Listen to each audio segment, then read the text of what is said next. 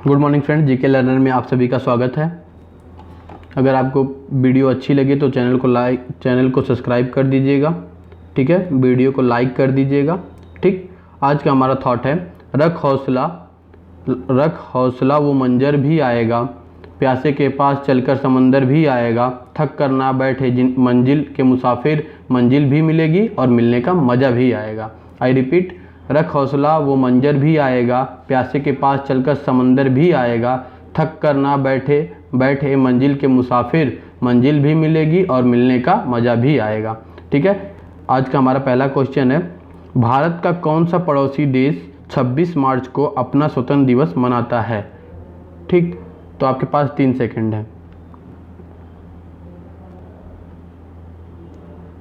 ठीक। भारत कब अपना इंडिपेंडेंस डे मनाता है, तो सबको पता है 15 अगस्त को, ठीक। पाकिस्तान कब मनाता है, एक दिन पहले 14 अगस्त को, ठीक। श्रीलंका कब मनाता है अपना इंडिपेंडेंस डे, 4 फरवरी को, ठीक। और 26 मार्च को अपना इंडिपेंडेंस मनाता है बांग्लादेश, यानी हमारा ऑप्शन ए सही है, ठीक है। आते हैं नेक्स्ट क्वेश्चन पे।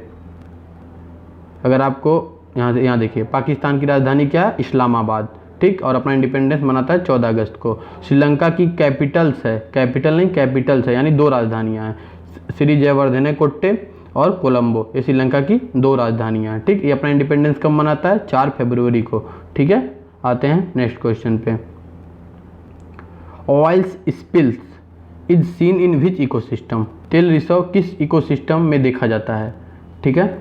तो तेल रिसाव किस इकोसिस्टम में देखा जाता है, देखिए, जब किसी जैसे मान लीजिए अरब की मतलब ये सऊदी अरब है, यहाँ से तेल आता है, ईरान से आता है, ठीक है। बड़े बड़े जो तेल आता है किसके माध्यम से आता है, समुद्र के माध्यम से आता है, ठीक है, ठीक। तो समुद्र में ये खतरा बढ़ जाता है कि कहीं तेल, कभी कभी क्या होता है कि तेल के टैंकर पलट जाते हैं और तेल समुद्र में क्या होता है, फैल जाता है, जिससे क्या होता है, जो जलीय जीव होते हैं वो सांस नहीं ले पाते हैं और उनकी मृत्यु हो जाती है, ठीक है, वो मर जाते हैं, ठीक। तो ऑयल स्पिल्स हमारा देखा जाता है किस इकोसिस्टम में, मैरीन इकोसिस्टम में ना, जलीय पारिस्थितिक तंत्र में, ठीक। हमारा ऑप्शन डी सही हो जाएगा। आते हैं नेक्स्ट क्वेश्चन पे। कंप्यूटर को निर्देश दिए जाते हैं, ठीक। Instruction to computer are given through, आप कंप्यूटर को इंस्ट्रक्शन किसके थ्रू देते हैं, माउस के थ्रू देते हैं कि नहीं, ठीक। माउस क्या है, एक इनपुट डिवाइस है, ठीक है ना। तो हमारा ऑप्शन ए सही होगा, हम कंप्यूटर को निर्देश इनपुट डिवाइस से देते हैं, ठीक है। आते हैं नेक्स्ट क्वेश्चन पे। Question number 4, which of the following is slagged, आपको आंसर भी दिख गया, निम्नलिखित में से बूझा हुआ चूना कौन सा है। आपके पास 4 ऑप्शन है और आपके पास 3 सेकंड है, ठीक। तो निम्नलिखित में बूझा चूना कौन सा है, कैल्शियम हाइड्रोक्साइड, ठीक है। कैल्शियम हाइड्रोक्साइड को हम बूझा चूना भी कहते हैं या स्लैग्ड लाइम कहते हैं, ठीक है। हमारा ऑप्शन ए यहाँ पे सही है। आते हैं नेक्स्ट क्वेश्चन पे। Calcium hydroxide is known as slaked lime, ठीक, बूझा हुआ चूना। In modern periodic table while moving left to right, ठीक, across the period the metallic character, किसी आवर्त में बाएं से दाएं जाने पर धात्विक लक्षण, ठीक है। क्या पूछा, मेटालिक कैरेक्टर क्या होता है उसके साथ, ठीक है। आपके पास 4 ऑप्शन है और आपके पास 4 सेकंड है,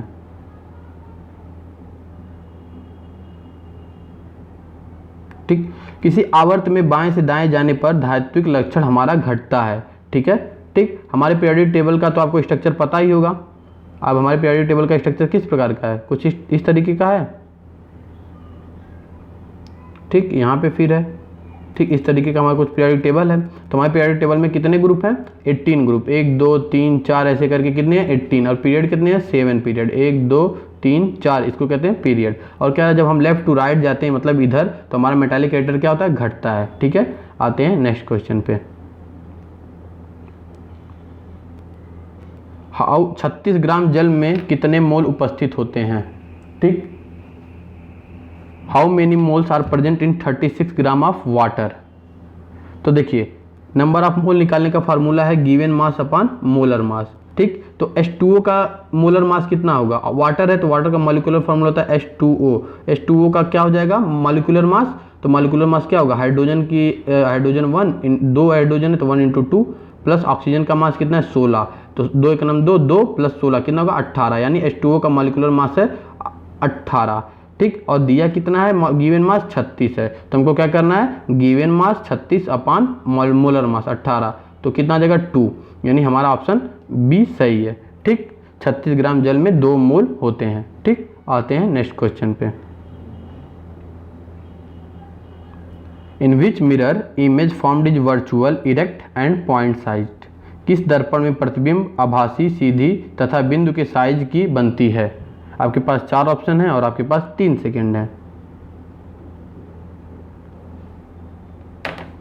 आपको हिंट दे दें, इसका हिंट है कि वो मिरर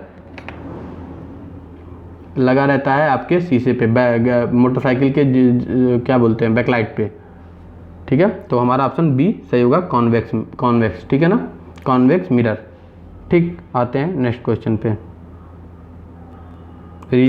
बैकलाइट नहीं, रियर व्यू मिरर होता है, ठीक है ना। Convex mirror rear view mirror होता है, जो हमारे मोटरसाइकिलों पे लगा रहता है, ट्रक वरक पे भी लगा रहता है, हर जगह लगा रहता है, जिससे हम दूर की चीज़ें हमको दिखती हैं।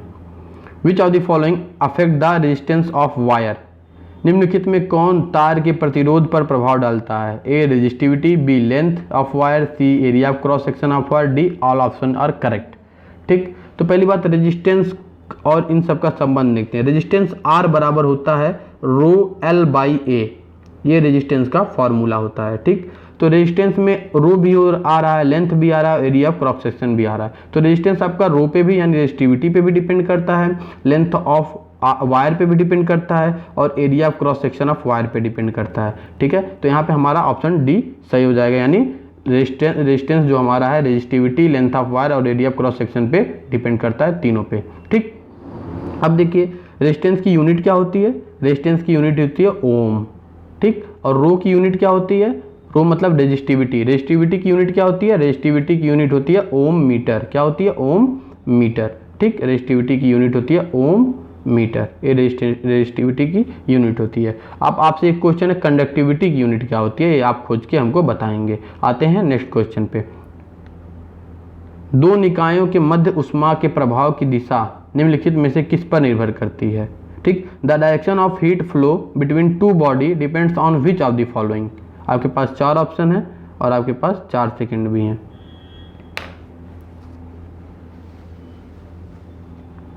तो हमारा ऑप्शन सी यहाँ पे सही हो जाएगा, दियर टेम्परेचर, ठीक है। मान लीजिए आपके पास दो बॉडी हैं, ठीक है। अगर यहाँ पे कोई रॉड लगा के हम क्या टेम्परेचर को एक्सचेंज करना चाहें, अगर दोनों का टेम्परेचर इक्वल होगा तो कोई भी हीट का एक्सचेंज नहीं होगा, लेकिन अगर इसका ज़्यादा होगा इसका कम होगा तो हीट किधर से किधर फ्लो करती है, हायर टू लोअर, तो हायर टू लोअर जाएगा, इसमें से इसमें जाएगा, ठीक। तो मतलब किस पे डिपेंड करेगी, दियर टेम्परेचर पे, ठीक। अब यहाँ पे 2 चीज़ और आया है, स्पेसिफिक हीट और दियर लेटेंट हीट, तो इन दोनों के बारे में हम थोड़ा जान लेते हैं। लेटेंट हीट क्या होता है, latent heat it is energy in hidden form, ठीक है, मतलब गुप्त उष्मा होती है, हिडन फॉर्म में होती है। विच सप्लाइड और extracted to change the state of substance, जो किसी सब्सटेंस का स्टेट चेंज करते हैं, जैसे सॉलिड है तो लिक्विड में, लिक्विड है तो गैस में, ठीक है, स्टेट चेंज करती है and vice versa, without changing its temperature, उस बिना टेम्परेचर को चेंज किए, ये हमारा लेटेंट हीट होता है, ठीक। स्पेसिफिक हीट क्या होता है, it is amount of heat per unit mass, ठीक है, amount of heat per unit mass, एक यूनिट मास पे लगाया गया हीट, ठीक है, required to raise the temperature by 1 degree of Celsius, ठीक है, required to raise the temperature by 1 degree of Celsius, 1 degree temperature बढ़ाने के लिए। आते हैं नेक्स्ट क्वेश्चन पर, वो हमारा स्पेसिफिक हीट होता है।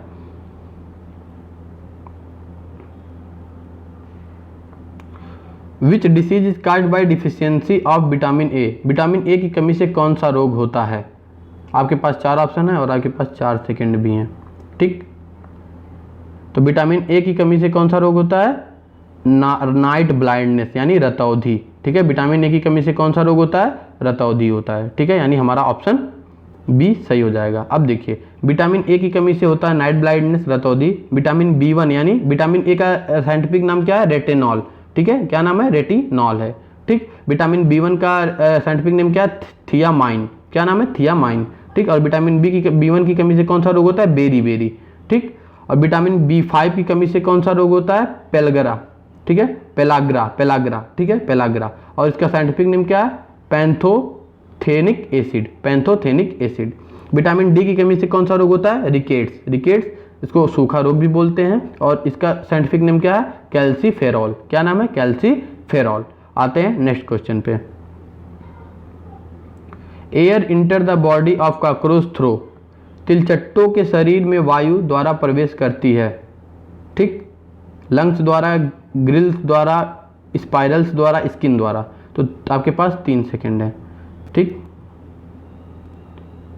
Air enter the body of cockroach through spiracles, ठीक है, स्वस्थ रंध्रों द्वारा, ठीक है। आते हैं नेक्स्ट क्वेश्चन पे। निम्नलिखित में से कौन शरीर के सभी भागों से रक्त को हृदय तक ले जाता है? ठीक, A artery, B vein, C white blood cells, D platelets. आपके पास 4 सेकेंड है।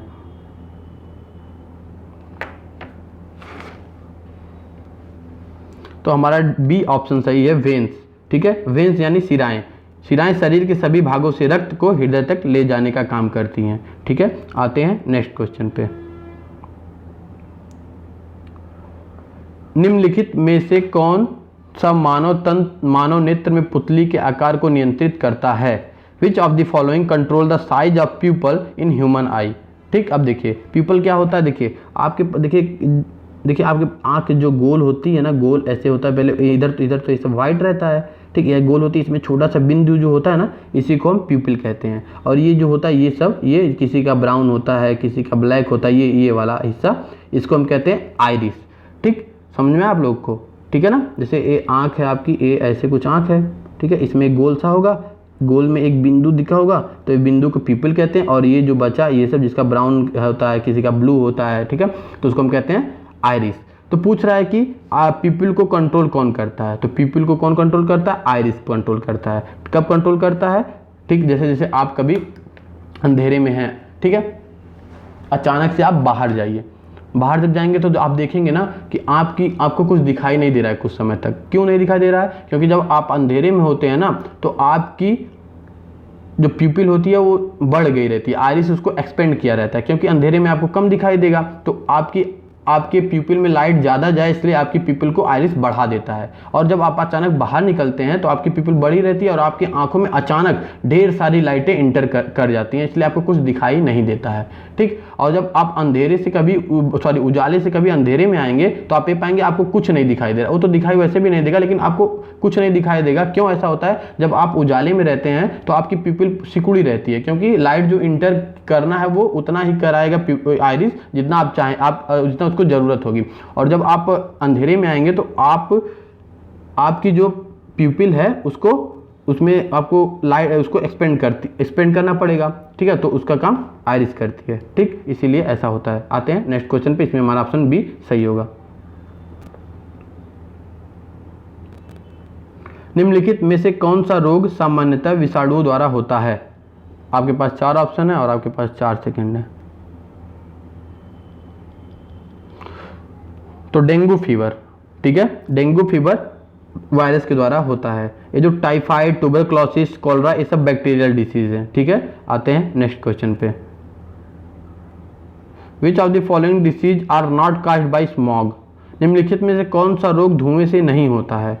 आपके पास 4 सेकंड है।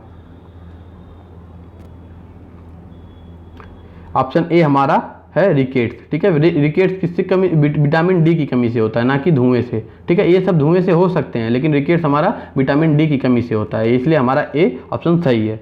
आते हैं नेक्स्ट क्वेश्चन पे, next and last question for you. निम्नलिखित में से कौन सी गैस वायुमंडल में आयतन के अनुसार दूसरी सबसे प्रचुर मात्रा वाली गैस है? आपके पास 4 ऑप्शन है, ठीक। तो आपको पता है कि नाइट्रोजन सबसे ज़्यादा है, 78% हमारे एटमॉस्फेयर में। फिर अब नाइट्रोजन के बाद कौन सी गैस है, ये पूछा है क्वेश्चन में, तो आपके बताइए। तो ऑप्शन सी हमारा सही है, ऑक्सीजन, ठीक है। नाइट्रोजन के बाद 21% लेकर ऑक्सीजन दूसरे नंबर पे हमारे एटमॉस्फेयर में है, ठीक है। उसके बाद है आर्गन, कितना परसेंट? 0.93%। फिर उसके बाद है 0.004% CO2, ठीक है।